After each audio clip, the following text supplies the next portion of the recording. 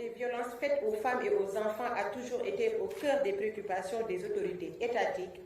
et n'a jamais cessé de figurer au rang des principaux axes de la politique pénale que le département de la justice est chargé de mettre en œuvre. Cette volonté politique qui a été traduite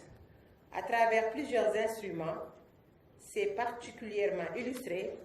avec l'avènement il y a un peu moins de 2 ans de la loi numéro 2020-05 du 10 janvier 2020 criminalisant le viol et la pédophilie, dont son Excellence Monsieur le Président de la République avait impulsé le processus d'élaboration et à la suite de sa promulgation pour la première fois en cérémonie publique, invité les autorités concernées à procéder à sa vulgarisation. L'intervention de ce texte, qui, je dois le rappeler, a été adopté à l'unanimité par l'Assemblée nationale, dans un contexte qui a été marqué par la fréquence des agressions sexuelles, dont certaines suivies de meurtres, a été un moment fort dans l'évolution de notre législation pénale portant sur la répression de ces actes.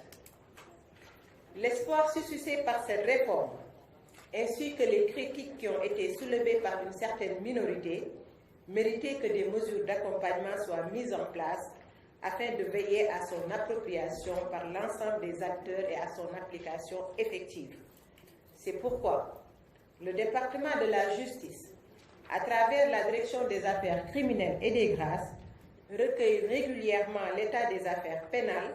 qu'elle analyse globalement avec un accent particulier sur les procédures liées aux violences sexuelles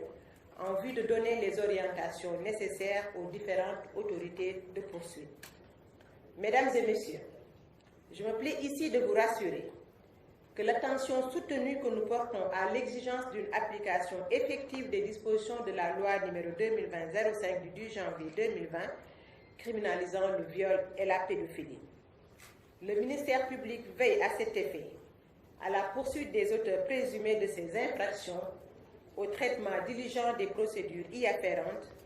et lorsque les accusés sont traduits devant une juridiction, à ce que des peines appropriées soient requises. L'examen des statistiques pénales reçues ces dernières années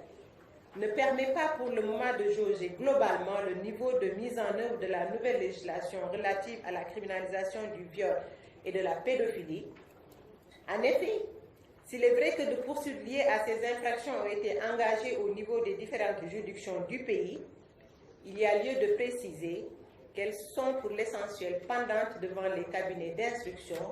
compte tenu du caractère obligatoire de l'information en matière criminelle. Le ministère de la Justice est en tout état de cause conscient de l'exigence, pour des faits aussi graves, de prendre en compte l'intérêt des victimes, ces dernières ayant besoin que leur cause soit rapidement entendue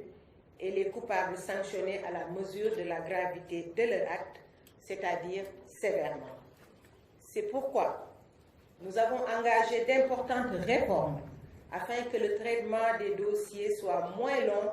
mais surtout pour une adaptation de l'information judiciaire au caractère criminel du viol et de la pédophilie.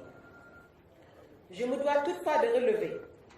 qu'un aperçu sur les statistiques et les derniers comptes rendus reçus ces derniers temps, malgré la perception que certains peuvent en avoir, nous permet globalement de noter un recul des agressions sexuelles.